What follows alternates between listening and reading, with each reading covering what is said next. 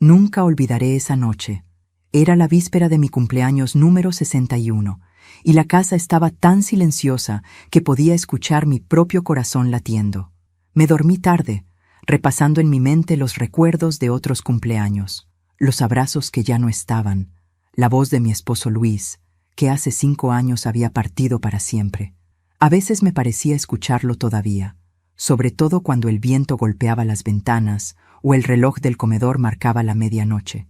Pero aquella noche no fue un eco, fue él. Lo vi en mi sueño con una claridad que me heló el alma. Estaba de pie junto a la cama, con la misma ropa que llevaba el día que murió, su camisa azul de trabajo, las mangas arremangadas y ese olor a tabaco dulce que siempre lo acompañaba. Tenía el rostro serio, pero su mirada era más triste que temerosa. Me dijo con voz firme, sin gritar, como quien da una orden que no admite réplica: «Beatriz, sal de la casa antes del amanecer». Intenté hablar, pero mi voz no salía. Él se inclinó un poco, acercando su mano a mi rostro. Sentí el frío de sus dedos y un escalofrío me recorrió el cuerpo. «Hazme caso», insistió. «Antes de que amanezca, sal». Desperté de golpe. El corazón me martillaba el pecho. La habitación estaba en penumbra. El reloj marcaba las 3:47 de la madrugada. El aire olía a gas, o tal vez era mi imaginación. Me senté en la cama y vi algo que me dejó sin respiración. Una sombra junto a la puerta, con la forma exacta de un hombre. Parpadeé y desapareció. Por un momento pensé que estaba soñando despierta, que la soledad me estaba jugando una mala pasada. Pero entonces recordé las palabras de Luis. Antes del amanecer. Me puse el abrigo, tomé mi bolso y salí. No encendí las luces. Caminé descalza por el pasillo, con el alma en vilo. Al abrir la puerta, el viento de la madrugada me cortó la piel. El barrio entero dormía. El cielo era una manta oscura sin luna, y solo el canto lejano de un gallo rompía el silencio. Me senté en el banco del jardín, abrazándome las rodillas, esperando que amaneciera. Pero antes de continuar, quiero hacerte una invitación muy especial. Suscríbete al canal y deja tu me gusta. Esto me ayuda a ver que me apoyas y disfrutas de mis historias. Y comenta aquí abajo desde qué ciudad nos estás viendo. Ahora continuemos. El frío se metía por mis huesos. Quise volver a entrar varias veces, pero algo me lo impedía. No miedo, instinto. Eran casi las 5:30 cuando el primer rayo de luz asomó entre los tejados. El amanecer tiñó el cielo de un naranja tenue, y justo entonces un sonido me estremeció. Un estallido seco, fuerte, desgarrador. El vidrio de las ventanas vibró. Giré la cabeza y vi mi casa envuelta en fuego. El humo salía por las rendijas del techo. El aire se llenó de un olor insoportable a gas y madera quemada. Corrí, gritando el nombre de mi esposo, aunque sabía que no estaba.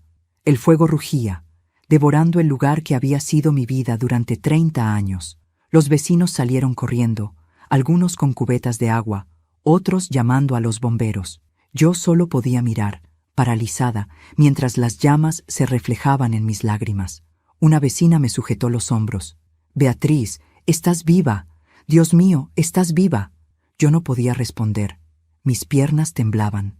El fuego crepitaba como si tuviera voz, como si dijera mi nombre una y otra vez. Y entre el rugido de las llamas, creí oír una frase, clara, precisa, inconfundible. «Te lo dije, Beatriz». Me cubrí la boca para no gritar. La voz venía del interior de la casa, de donde había estado nuestra habitación. Era la voz de Luis.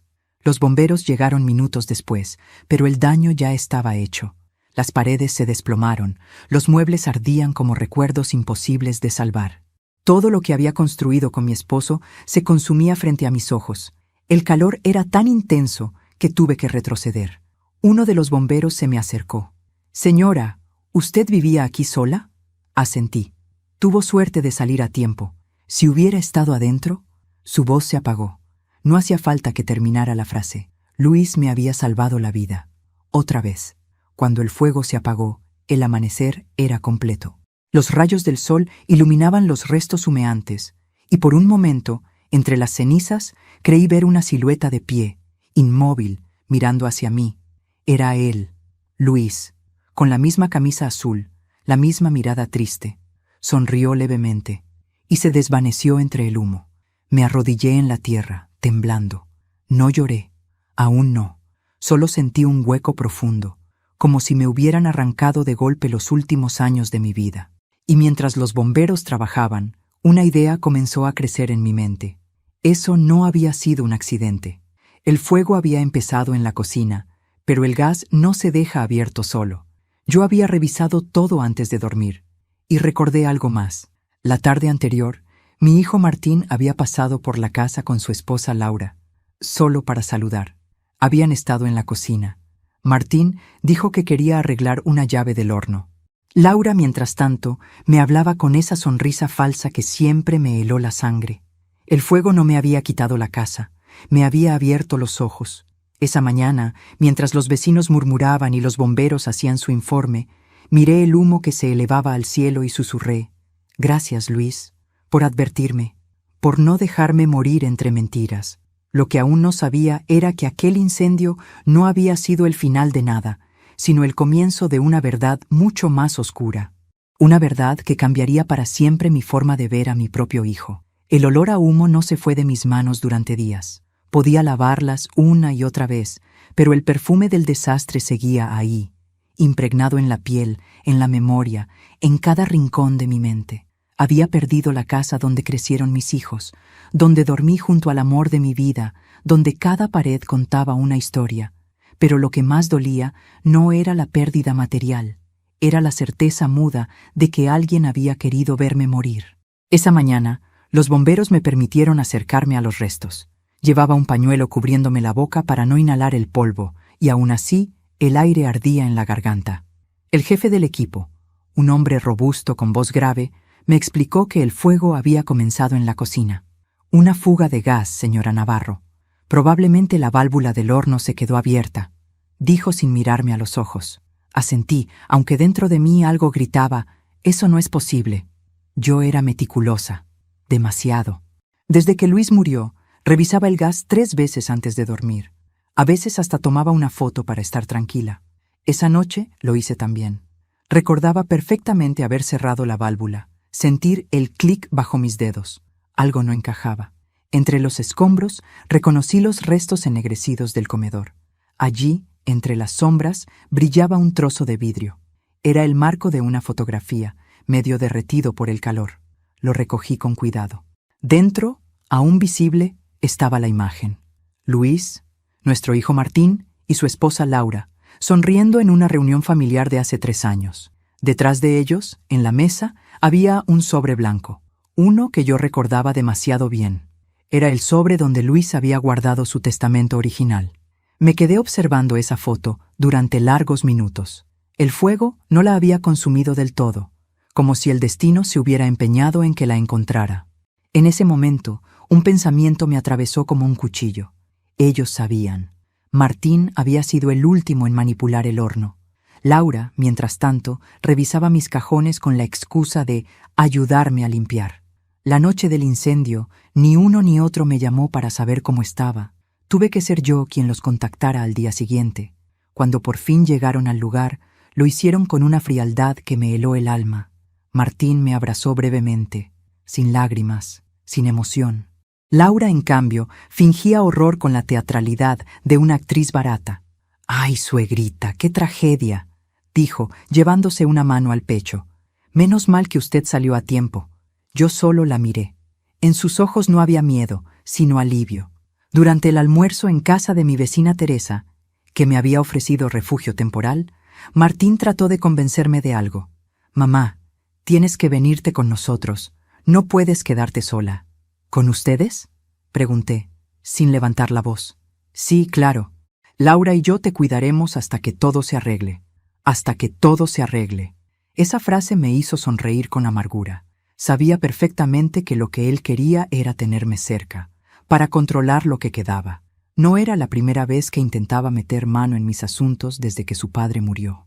Años atrás, Luis había dejado instrucciones claras. La casa y el terreno seguirían a mi nombre hasta el día de mi muerte, momento en el cual se repartirían entre los hijos. Pero hace unos meses, Martín había insistido en ayudarme con los papeles. Decía que quería facilitarme las cosas, que todo quedara ordenado. Ahora entendía lo que eso significaba. Acepté irme con ellos, aunque por dentro hervía. No por odio, sino por curiosidad peligrosa. Necesitaba saber qué más estaban ocultando. El primer día en su casa, todo parecía normal. Demasiado normal. Laura sonreía a cada paso, me preparaba café, me mostraba la habitación donde dormiría. Hicimos algunos arreglos, suegrita, para que se sienta como en casa. Gracias, respondí, conteniendo el temblor en la voz. Por las noches, sin embargo, algo me quitaba el sueño. Escuchaba susurros en el pasillo, pasos que se detenían frente a mi puerta. A veces creía oír el sonido de una llave girando lentamente, como si alguien probara si estaba cerrada. Una madrugada, abrí los ojos y vi una sombra pasar por debajo del umbral. Laura. La reconocí por el perfume. Fingí dormir. La escuché abrir mi bolso y remover mis cosas. Cuando se fue, me levanté despacio. El cajón de mi mesa estaba entreabierto. Faltaba el juego de llaves de la propiedad. Esa mañana, mientras tomábamos el desayuno, le pregunté a Laura, ¿has visto mis llaves? ¿Sus llaves? No, ni idea. Curioso, las tenía anoche en mi bolso. Quizás las perdió en el incendio, suegrita. Con tanto humo y confusión. Sonrió. Esa sonrisa fue la confirmación que necesitaba. No dije nada más. Tenía que moverme con cuidado. Sabía que si mostraba mis sospechas demasiado pronto, me aislarían. Y esta vez no tendría a Luis para advertirme. Aquel día, mientras Martín estaba en el trabajo, decidí revisar su estudio.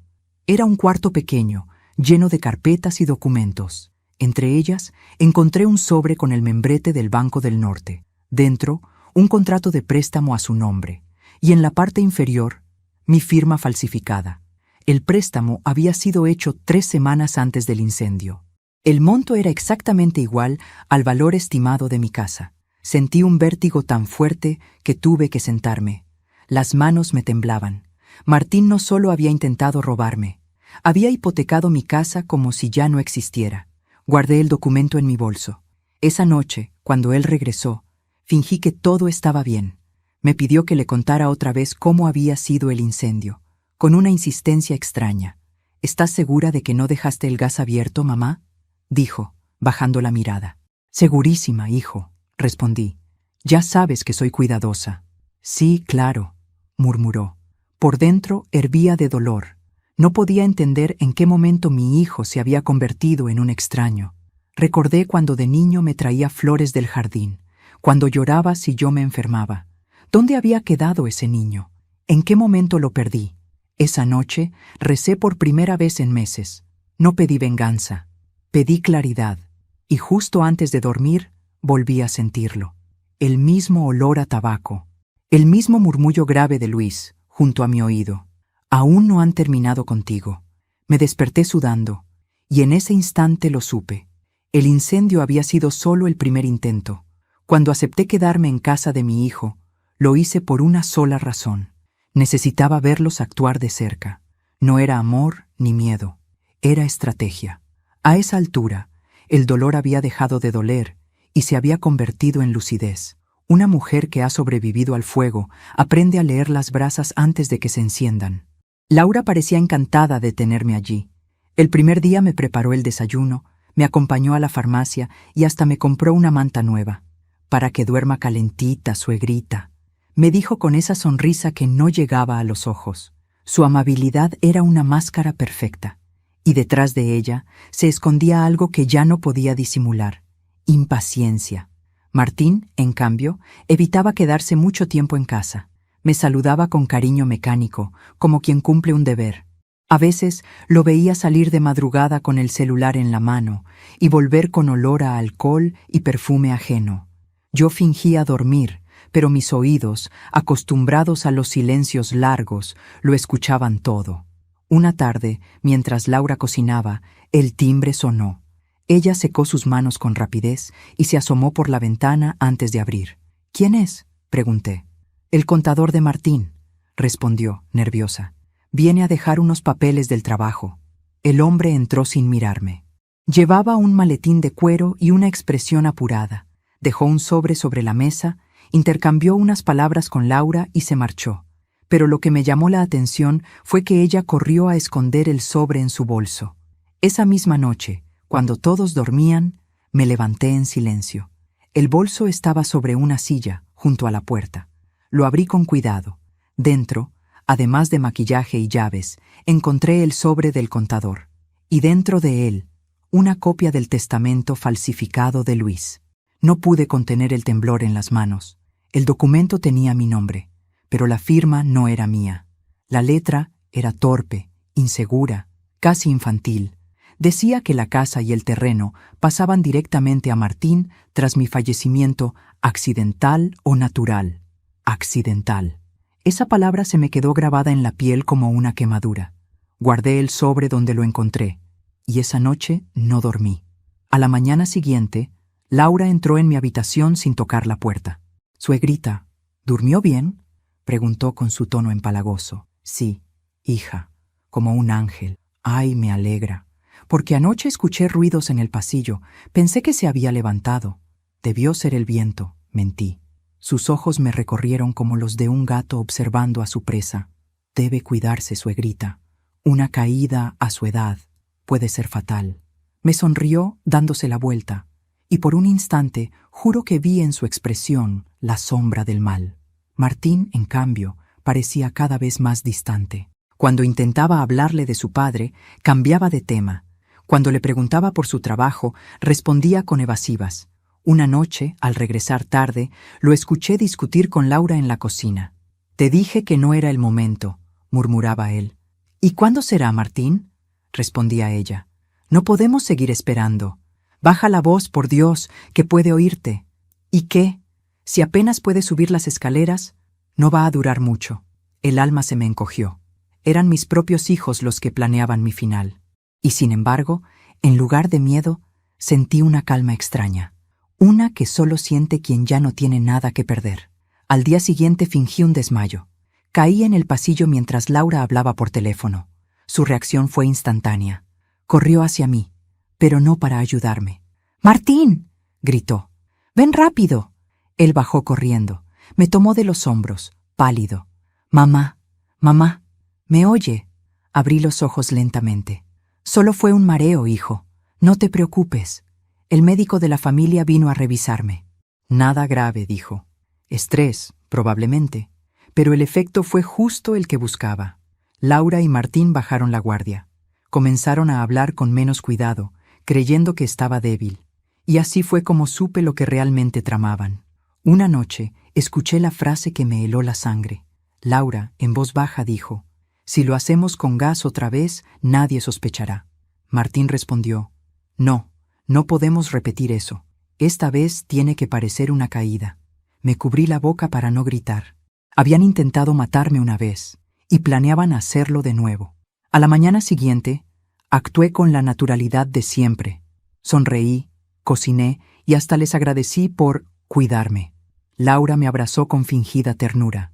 «Qué suerte tenerla aquí, suegrita». «Sí», respondí con serenidad. «Y qué suerte tengo yo de estar viva». Ella rió, sin entender. Pero esa misma tarde recibí una visita inesperada. Era Ricardo, el abogado que había trabajado con mi esposo en la redacción de su testamento. «Señora Beatriz», me dijo en voz baja mirando a su alrededor, «necesito hablar con usted en privado». Laura se acercó enseguida. «¿Pasa algo?», preguntó. «Solo un asunto de papeles antiguos», respondí. «No te preocupes, fuimos al jardín». Ricardo sacó un sobre de su maletín. «Este es el testamento original de su esposo». «¿Cómo lo consiguió?». «Pensé que se había perdido en el incendio. Lo tenía guardado en la notaría. Su hijo vino hace 2 meses con otro documento, pero algo me olió mal». Lo miré a los ojos. ¿Qué decía ese otro documento? Que usted había renunciado a todos sus bienes por voluntad propia. Tuve que cerrar los ojos para no llorar. Luis me había advertido desde el otro lado y ahora entendía por qué. Ellos no solo querían mi dinero, querían borrar mi nombre. Esa noche guardé el testamento original bajo mi colchón.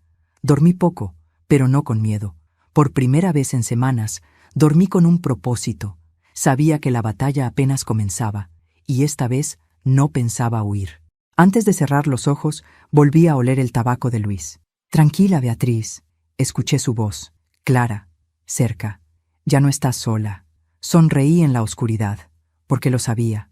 El fuego que una vez casi me mata ahora ardía dentro de mí, y no se apagaría hasta que la verdad saliera a la luz. No hay silencio más pesado que el de una casa donde todos mienten. Durante el día, las voces llenan los pasillos, las risas suenan forzadas, los cubiertos chocan sobre la mesa, pero en la noche, cuando las luces se apagan y el aire se vuelve denso, la verdad camina descalza. Ya no dormía profundamente, mi cuerpo reposaba, pero mis oídos permanecían atentos. Sabía distinguir cada ruido, el crujido del piso, el suspiro de las cortinas moviéndose, el murmullo de la nevera. Y entre todos esos sonidos, uno comenzó a repetirse cada madrugada, el de pasos junto a mi puerta. Eran lentos, cuidadosos, como si alguien evitara hacer ruido. A veces se detenían frente a mi habitación durante minutos, y yo podía escuchar la respiración contenida del visitante. Sabía quién era. Laura. No la confronté. Al contrario, cada noche fingía dormir, dejando mi bolso al alcance de su curiosidad. Sabía que ella no podía resistir la tentación de revisar mis cosas. Una mente culpable siempre necesita comprobar si ha dejado algún cabo suelto. Durante el desayuno, su actuación era impecable. «Suegrita, le preparé avena con canela, como le gusta». «Gracias, hija», respondía yo con voz amable, mientras la observaba moverse. Cada gesto suyo era una obra de teatro. A veces me preguntaba si incluso su cariño por Martín era parte del guión. Él, por su parte, estaba cada vez más ausente. Dormía mal, bebía más, discutía con Laura a escondidas. Y cuando intentaba hablarme, su voz se quebraba a mitad de frase, como si una parte de él todavía sintiera vergüenza. Una noche, mientras cenábamos, Laura mencionó algo que me hizo bajar la mirada para disimular el temblor en mis manos. «Martín, amor, ¿ya hablaste con el abogado del seguro?», dijo, sirviéndole vino. «No ahora, Laura», respondió él, irritado. «¿Seguro? Porque ese dinero no puede esperar», lo fulminó con los ojos, dándole a entender que yo no debía enterarme. Pasé los días en silencio, observando cada palabra, cada gesto, cada mentira, hasta que una tarde, mientras ellos salían a hacer unas diligencias, entré en su habitación. La puerta estaba entreabierta. Sobre la cómoda, un portarretratos con nuestra foto familiar. Luis, Martín, mi hija menor Clara, y yo sonriendo. Pero detrás del marco, cuidadosamente escondido, había una carpeta azul. La abrí. Dentro había copias de documentos notariales, recibos de pago y entre ellos un informe médico falsificado. Beatriz Navarro, insuficiencia cardíaca avanzada. La fecha era reciente. Mi nombre, mi edad, mi dirección. Pero yo jamás me había hecho ese examen. Me quedé helada. Aquello era parte del plan. Hacer creer que mi muerte sería natural. Guardé el documento, cerré la carpeta y la devolví a su sitio. No podía actuar todavía. Aún me faltaban pruebas y fuerza. Esa noche, al apagar la lámpara, sentí un olor familiar. Tabaco. El mismo aroma que siempre dejaba Luis cuando se sentaba junto a mí en las noches de insomnio. «No llores, Bea», susurró su voz, tan real que me erizó la piel. «El miedo ya no te pertenece». Cerré los ojos, dejando que las lágrimas corrieran sin ruido. Sabía que, de algún modo, él seguía acompañándome. A la mañana siguiente, decidí salir a caminar. Hacía semanas que no respiraba aire libre. Mientras recorría el parque del barrio, me encontré con Teresa, mi vecina de toda la vida. Al verme, me abrazó fuerte. «Beatriz, no sabes cómo recé por ti. Ese incendio fue cosa del demonio». «Sí», respondí, mirando al suelo. «Del demonio, con apellido». Ella me miró con sorpresa. Le pedí que no preguntara, pero sí que me ayudara con algo. Le entregué el sobre con el testamento original para que lo guardara en su casa, sin decirle nada a nadie. «Por favor, Teresa», le rogué. «Si algo me pasa, llévaselo directamente al notario Ricardo». Sus ojos se humedecieron. «¿Te están amenazando?» «Todavía no», dije, «pero lo harán». Cuando regresé a casa, Laura me esperaba en la sala. «¿Dónde estaba, suegrita?» «Caminando un poco. Necesitaba aire». «Debió avisar. Nos preocupamos». «¿De verdad?», pregunté sonriendo. No pensé que alguien aquí se preocupara por mí. Su sonrisa se desvaneció. En sus ojos vi un destello de irritación, apenas un segundo, pero suficiente para confirmar que sabía que algo estaba cambiando. Por la noche, fingí dolor en el pecho.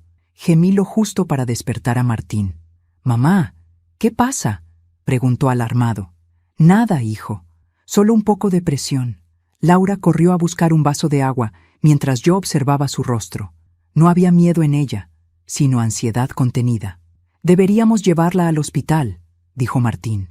«No hace falta», respondí con serenidad. «Estoy bien». Y entonces, al verlos discutir, comprendí que su alianza empezaba a quebrarse. El peso de la culpa los estaba separando, y yo iba a aprovecharlo. Al día siguiente, me presenté en la notaría de Ricardo sin avisar.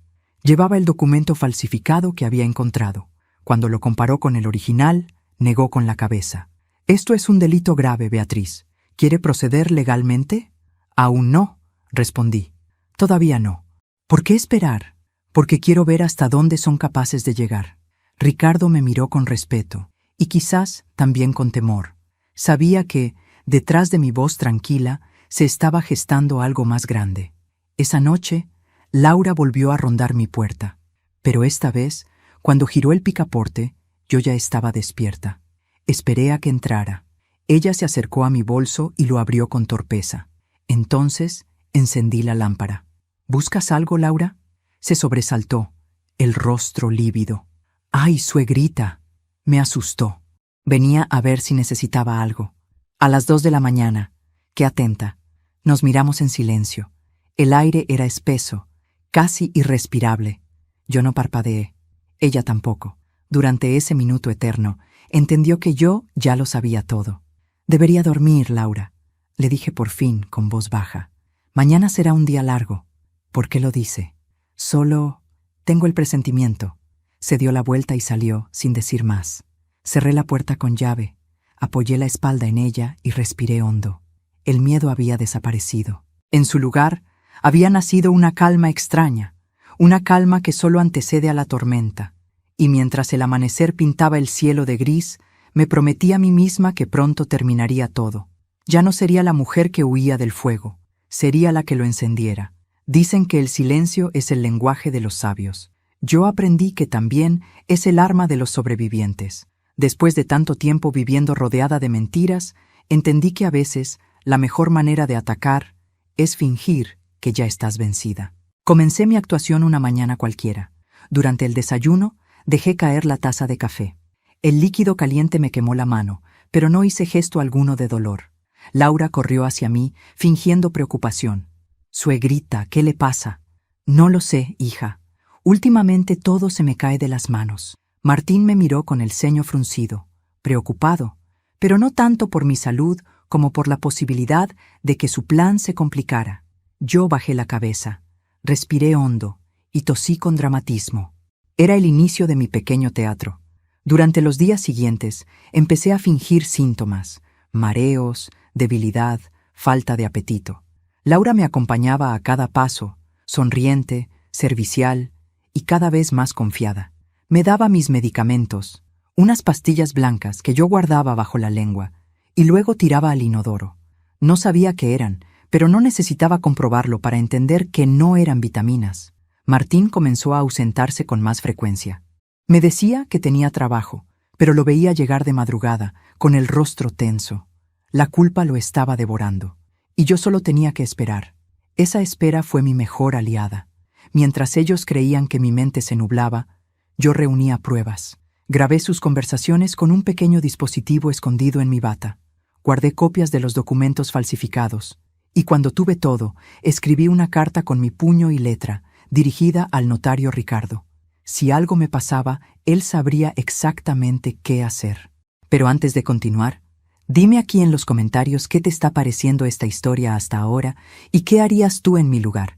No te vayas del video, porque lo que viene a continuación te pondrá la piel de gallina. Una tarde, mientras Laura hablaba por teléfono en el jardín, la escuché desde la ventana. Sí, todo va bien, no tarda en caer. El médico dice que su corazón está débil. Pausa. No, no sospecha nada. Créeme, cuando menos lo esperen, seremos libres. Libres. Esa palabra me revolvió el alma. ¿Libres de quién? ¿De mí? ¿De la mujer que les dio techo, comida, amor y el legado de su padre? No podía comprender en qué momento el amor se había transformado en codicia. Esa noche decidí que la hora había llegado. Preparé la casa con cuidado.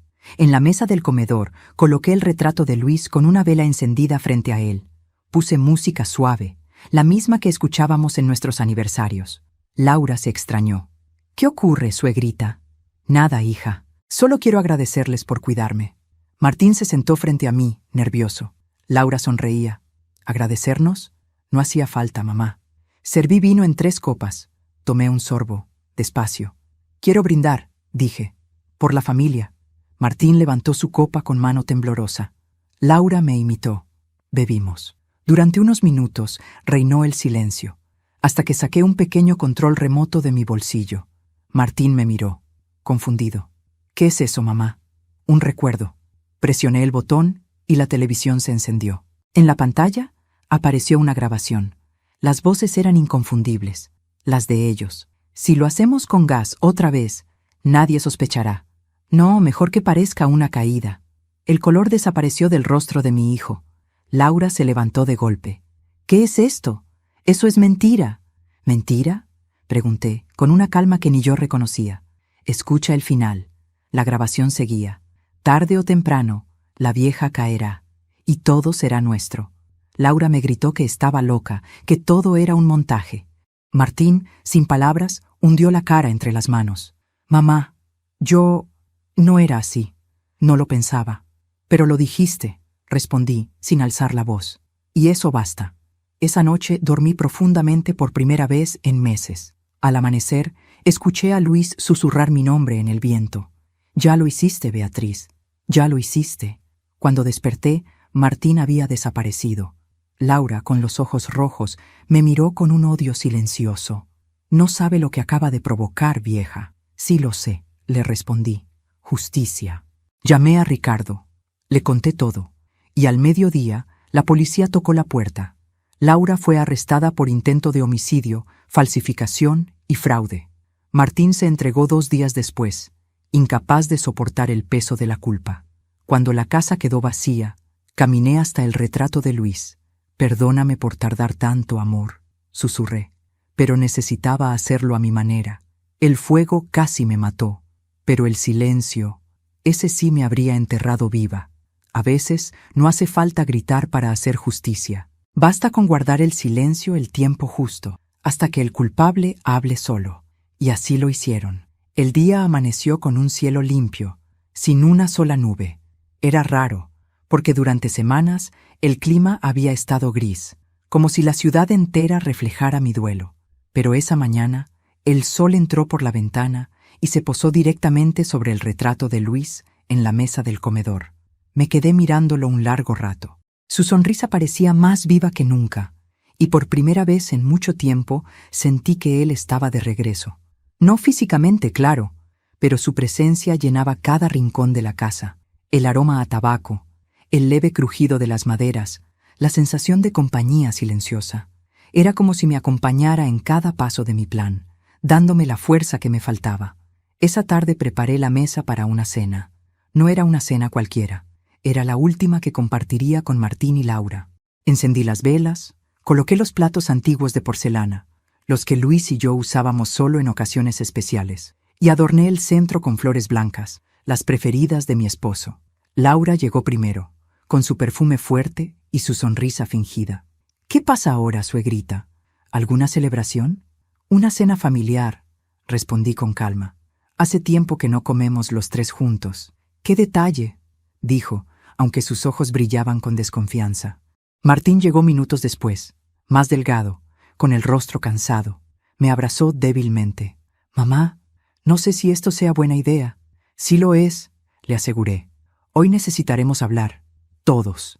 Mientras servía la comida, sentí una paz que me resultó extraña.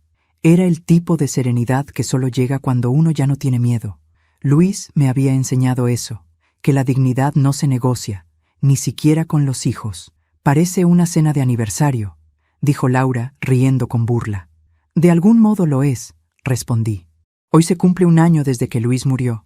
El silencio cayó sobre la mesa como una piedra. Martín dejó los cubiertos. Mamá, no sabía. Claro que no, dije. Nunca recuerdas las fechas importantes. Comimos en silencio unos minutos. La tensión era tan densa que podía cortarse con un cuchillo. Laura jugaba con su copa de vino. Martín la observaba, inquieto, sin saber qué esperar. Entonces hablé. He pensado mucho en el incendio. Los dos se tensaron.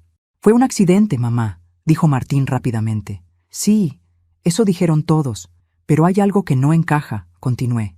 Yo revisé el gas esa noche. Lo cerré con mis propias manos. Laura rió, nerviosa. ¿Y qué insinúa, suegrita? ¿Que alguien quiso matarla? La miré a los ojos. No lo insinúo, Laura. Lo sé. El silencio que siguió fue interminable. Martín me observó con el rostro desencajado. Laura trató de disimular, pero su mirada la traicionó. No tiene pruebas, dijo, apretando los dientes. Al contrario, respondí. Las tengo todas. Y saqué una carpeta del cajón. Dentro estaban las grabaciones, las copias del préstamo falsificado, las fotos y el testamento original de Luis. Martín palideció. Laura se quedó inmóvil, con la copa a medio camino de la boca. No puede ser, susurró él. Lo es. Y todo está en manos del abogado y la policía, dije, con voz tranquila. Pero no los llamé para vengarme. ¿Entonces por qué?, preguntó Martín, desesperado.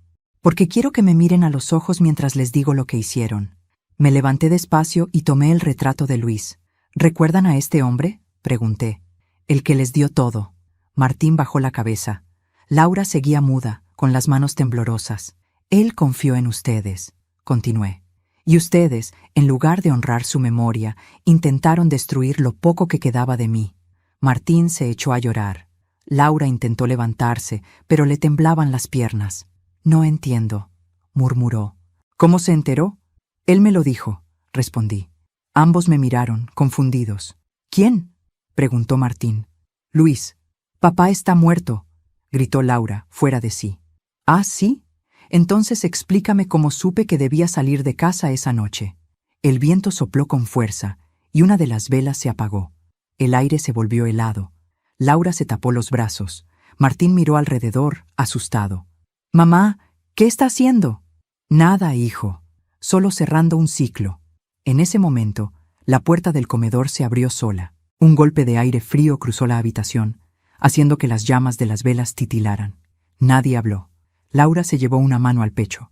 Martín se puso de pie. «Debe ser el viento», balbuceó. Yo sonreí. Sí, el viento o Luis. Miré al retrato, y por un segundo, juro que vi su sonrisa moverse, apenas perceptible. La sombra de su silueta pareció reflejarse sobre la pared. «Papá», susurró Martín, con la voz quebrada. «Sí, hijo», dije. «Escúchalo bien. Porque el viento, ese viento que parecía rugir desde el pasado, trajo un sonido que no era simple corriente de aire. Era un suspiro, un nombre, el de Martín». Laura rompió a llorar. Martín cayó de rodillas. Yo permanecí de pie, firme, serena. «No quiero verlos en prisión», dije, «pero sí quiero que vivan sabiendo lo que hicieron». Martín levantó la vista, con lágrimas. «Mamá, no hables. No hay palabras que limpien una intención». El reloj marcó las 9. Apagué las velas una por una. Esta cena terminó. «¿Y ahora qué va a hacer?», preguntó Laura, temblando. «Nada. El resto se encargará solo». Al día siguiente, la policía llegó por ellos. No porque yo los denunciara, sino porque Ricardo ya había entregado todo. Mi tarea había concluido. Esa noche me senté sola en el comedor. El viento seguía entrando por las rendijas. El olor a tabaco flotaba en el aire. Y de pronto lo sentí otra vez, esa presencia cálida detrás de mí. «Gracias, Luis», susurré, «por advertirme y por volver». El marco del retrato cayó al suelo sin que nadie lo tocara, pero el cristal no se rompió. Lo tomé entre mis manos y vi que la sonrisa de Luis parecía más clara que nunca. Cerré los ojos y sentí una brisa suave recorrerme el rostro. Y entonces supe que no estaba sola. Nunca lo estuve. El silencio tiene un sonido propio. No lo había notado hasta entonces. Es un eco lento que se cuela entre los espacios vacíos, un murmullo que acaricia lo que ya no está. Después de todo lo que había ocurrido, después de la verdad, las lágrimas, los gritos y los juicios, solo quedó eso, silencio. Un silencio distinto, sin miedo, sin mentiras, un silencio limpio. La casa donde ahora vivía era pequeña, de paredes claras y ventanas que daban al jardín. A veces me costaba acostumbrarme a tanto espacio libre, a no escuchar pasos furtivos o voces que susurraban a mis espaldas, pero poco a poco comencé a amar esa calma. Cada amanecer era una promesa. Podía respirar sin sentir que alguien esperaba mi último suspiro. Aún así, había algo pendiente, una voz interior que me pedía cerrar el círculo, no con palabras, sino con un gesto. Por eso, una mañana, después de mucho pensarlo, decidí volver al lugar donde todo había comenzado, mi antigua casa, o mejor dicho, sus ruinas. Al llegar, el aire olía a humo viejo y tierra mojada. La lluvia de los últimos días había lavado parte del hollín, pero aún se veían las huellas negras del fuego sobre las paredes derrumbadas. El portón estaba oxidado. Cuando lo empujé, chirrió con un lamento largo, como si la propia casa reconociera mi presencia. Di unos pasos lentos, mirando a mi alrededor. El jardín que antes estaba lleno de rosas era ahora un terreno áspero cubierto de maleza. Las ventanas no existían. El suelo, ennegrecido, estaba lleno de fragmentos de vidrio, cerámica rota y pedazos de mi vida. Cada pedacito contaba una historia. Me detuve frente a donde solía estar la cocina. Recordé a Luis sentado en la mesa, leyendo el periódico mientras yo preparaba café. «Bea, ¿sabes qué es lo que más me gusta del café?», solía decirme. «¿Qué?», le respondía. «Que huele a hogar». Sonreí, aunque las lágrimas me ardieron en los ojos. No había café esa vez, solo el olor agrio del pasado. Avancé hacia el pasillo. Las paredes, o lo que quedaba de ellas, estaban cubiertas de ceniza. El marco de una puerta aún se mantenía en pie, como un arco solitario resistiendo al olvido. El viento soplaba con suavidad, levantando el polvo en pequeños remolinos. Y fue entonces cuando algo llamó mi atención, un destello entre los escombros. Me agaché con esfuerzo. El cuerpo me dolía, pero el alma me empujaba. Aparté los trozos de madera, una a una, hasta que mis dedos tocaron algo frío, metálico. Era un anillo. Mi corazón se detuvo por un instante. Lo levanté con cuidado, y al verlo, un sollozo se me escapó sin control. Era el anillo de bodas de Luis, el mismo que llevaba el día de nuestra boda, con la inscripción diminuta en el interior. B y L, 1978. Me quedé mirándolo, incapaz de contener las lágrimas. Había sobrevivido al fuego, al tiempo, al olvido. Era como si Luis me estuviera diciendo que, a pesar de todo, el amor también puede resistir las llamas. Mientras lo sostenía entre los dedos, recordé el día que me lo puso por primera vez. Fue una tarde cálida de diciembre. Éramos jóvenes, ingenuos, felices. Luis temblaba más que yo.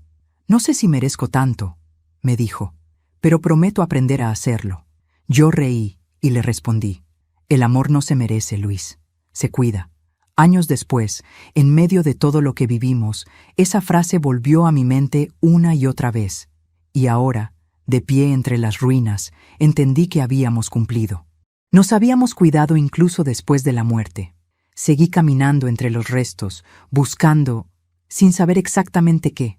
Algo dentro de mí me decía que aún quedaba una verdad escondida. Y la encontré. Bajo una viga caída, casi enterrada, había una pequeña caja metálica. La saqué con las manos temblorosas. Estaba ennegrecida, abollada, pero cerrada. La abrí. Dentro había varios sobres y una carta. El sobre de arriba tenía mi nombre, Beatriz. Reconocí la letra inmediatamente, la de Luis, la misma que había llenado tantos mensajes y notas pequeñas pegadas al espejo, la misma que me escribía cuando discutíamos: «Te espero en la terraza, no me duermo sin tu perdón». El papel estaba amarillento, pero las palabras seguían ahí, intactas. «Beatriz, si estás leyendo esto, es porque la vida te llevó más lejos de lo que imaginamos. No tengas miedo. El miedo no te pertenece. El valor, sí. Si alguna vez el fuego toca tu vida, recuerda que el fuego purifica, no destruye. No permitas que nadie te robe la fe, ni siquiera los que amas, porque el amor verdadero no duele, enseña. Yo estaré contigo donde el viento se detenga y el silencio te abrace. Tu fuerza será mi paz. Mis lágrimas cayeron sobre la hoja, borrosas pero sinceras. Le hablé en voz baja, con el alma abierta. Ay, Luis, hasta en tu muerte me sigues guiando. Debajo de esa carta había otra más pequeña, envuelta con una cinta roja. Dentro, una llave antigua y una nota corta, casi un susurro escrito. Para cuando todo termine, te mereces volver a empezar. No entendí. La guardé en el bolsillo de mi abrigo, junto con el anillo. Sabía que en algún momento descubriría su propósito. Esa tarde, el abogado Ricardo me llamó. Su voz sonaba distinta, como si también guardara un secreto. Beatriz, hay algo que no le dije antes. ¿Qué ocurre? Luis dejó una cuenta a su nombre. ¿Una cuenta? Sí. En ella hay fondos y documentos que me pidió custodiar. Dijo que debía entregárselos solo si usted llegaba viva a este punto. ¿Y cómo sabía él que...? No lo sé, señora Navarro, pero me pidió una frase exacta. Dígale que el fuego no fue un final, sino un comienzo. Sentí que el corazón se me encogía. La llave. Esa llave era de esa caja. Luis había pensado en todo, incluso en la posibilidad de que yo tuviera que renacer entre las cenizas. Esa noche volví a las ruinas por última vez. Llevaba conmigo el anillo, la llave y las cartas. El cielo estaba despejado, y la luna iluminaba el terreno como una lámpara de plata. Me senté sobre el muro caído de lo que alguna vez fue nuestra habitación. El aire era frío, pero no dolía. Olía a tierra, a ceniza y a tabaco, ese aroma inconfundible. ¿Eres tú, Luis?, susurré. No hubo respuesta, pero el viento se movió de pronto, suave, envolvente, como una caricia en el cabello. Cerré los ojos y lo sentí tan cerca que el alma me tembló. Ya estás libre, Beatriz. La voz no sonó afuera, sonó dentro, dentro de mi pecho, dentro de mi memoria, dentro de todo lo que alguna vez fui. Abrí los ojos. El cielo estaba amaneciendo. El horizonte ardía en tonos rosados, y por un instante, el fuego del pasado se transformó en luz pura. Entonces lo comprendí. Luis nunca me pidió huir del fuego. Me pidió buscar el amanecer. Me quedé allí hasta que el sol estuvo alto. Cada rayo era una bendición, una nueva respiración del alma. Cuando finalmente me puse de pie, miré atrás una última vez. Las ruinas ya no me parecían una tumba. Eran un testimonio. Lo que se quema no siempre desaparece. A veces renace distinto. Volví caminando lentamente por el camino de tierra. Las aves cantaban y el aire olía a promesa. En mi bolsillo, la llave parecía vibrar como si tuviera su propio pulso. Sabía que aún me quedaba un paso por dar. Abrir esa nueva puerta. Esa tarde fui al banco. Entregué la llave, el número que Ricardo me había dado, y esperé. El gerente regresó con una pequeña caja de seguridad. Dentro había una carpeta, una escritura y una nota final. Beatriz, este terreno frente al mar te pertenece. Es nuestro refugio. Ve allí cuando el ruido de la vida te canse. Allí empieza tu libertad. No pude contener el llanto. Luis lo había planeado todo, no como un escape, sino como una segunda oportunidad. Esa noche, ya en casa, encendí una vela junto al retrato de Luis. El fuego danzaba, reflejando su sonrisa en el vidrio. Le hablé bajito. Gracias por no dejarme morir, por enseñarme que incluso el fuego puede tener alma. Apagué la vela con un suspiro. La oscuridad ya no me asustaba, porque en mi interior la luz seguía encendida. Y mientras el viento entraba por la ventana, trayendo el olor a tabaco y sal del mar, sentí que Luis caminaba a mi lado, silencioso, satisfecho. El fuego nos separó, amor mío, pero la verdad nos volvió a unir. A veces la vida te quita todo para que aprendas a mirar lo esencial. Yo lo entendí cuando me vi frente al mar, con las manos vacías y el alma por fin en paz. Habían pasado meses desde aquella noche en que la verdad salió a la luz. Meses en los que aprendí a respirar sin miedo, a dormir sin cerrar las puertas, a hablar sin temblar. Vivía en la pequeña casa que Luis había dejado para mí, en aquel terreno frente al océano que nunca supe que existía. Una casita blanca, sencilla, con ventanas grandes y olor a madera nueva. Desde mi habitación podía escuchar las olas rompiendo contra las rocas y el canto de las gaviotas al amanecer. El mar se convirtió en mi compañero, y el viento, en el mensajero de todo lo que no se dice, pero se siente. Cada día comenzaba igual. Me levantaba temprano, encendía una vela frente al retrato de Luis y abría las ventanas para dejar entrar la brisa. Ya no me asustaba el olor a humo o el sonido de las puertas moviéndose con el aire. Ahora sabía que no eran señales de muerte, sino recordatorios de vida. Era él, saludándome a su manera. Al principio, la soledad me dolía. Estaba acostumbrada a servir, a cuidar, a vivir para otros, y de repente debía aprender a vivir para mí. Me costó aceptar que mi casa estaba vacía, que ya no había pasos ajenos ni voces que fingían cariño. Pero con el tiempo comprendí que el silencio no era castigo, era un regalo. Empecé a escribir en un cuaderno nuevo, con tapas azules, no para recordar el pasado, sino para agradecer.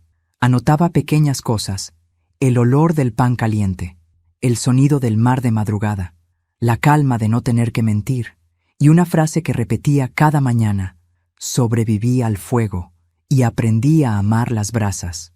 Un día, mientras regaba las flores, un joven del pueblo se acercó. Era Daniel, hijo de un pescador que vivía cerca. ¿Usted es la señora Navarro?, preguntó con timidez. Sí, respondí. Mi padre me habló de su historia. Dijo que usted venció al fuego. Sonreí. No lo vencí, Daniel. Solo aprendí a no temerle. Desde entonces, el muchacho comenzó a visitarme a menudo. Me ayudaba con las compras, arreglaba cosas de la casa y se quedaba a charlar en las tardes. Era noble, curioso, lleno de vida. A veces me recordaba a Martín cuando era pequeño, antes de que la codicia le robara la inocencia. Una tarde le conté parte de mi historia, no toda, porque hay heridas que no se deben abrir dos veces. Él me escuchó en silencio, y al final me dijo algo que me marcó.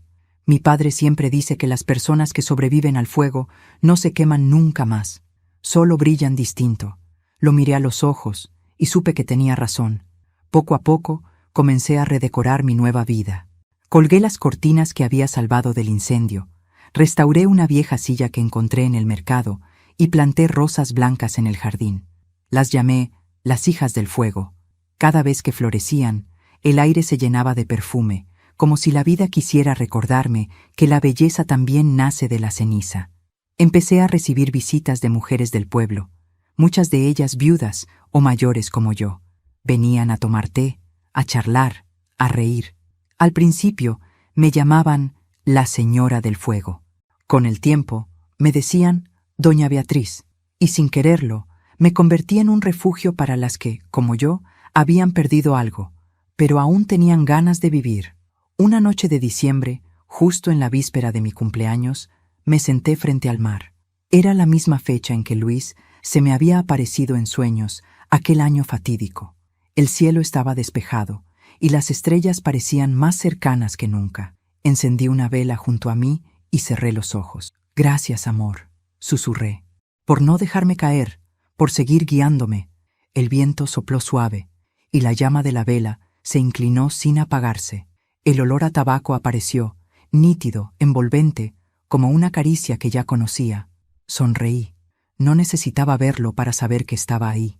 Te prometo que seguiré viviendo, Luis, dije, mirando al cielo. No por obligación, sino por amor. Al amanecer, el mar estaba en calma.